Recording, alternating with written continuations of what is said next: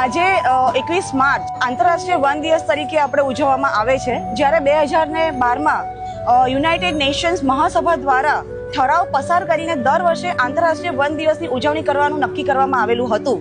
ત્યારે United Nations forum અને forest અને ફૂડ અને એગ્રીકલ્ચર ઓર્ગેનાઇઝેશન દ્વારા આનું દર વર્ષે આયોજન કરવામાં આવે છે, જેના અંતર્ગત વાંસદા સબ ડિવિઝન દ્વારા વાંસદા પૂર્વ, પશ્ચિમ અને તમામ રેન્જો દ્વારા આજે આંતરરાષ્ટ્રીય વન દિવસ માટે પ્રતાપનગર હાઈસ્કૂલથી લઈને વાંસદા સુધી અંદાજે 20 કિલોમીટર જેટલું સાયકલ રેલીનું સ્કૂલના બાળકો દ્વારા આયોજન કરવામાં આવેલું છે.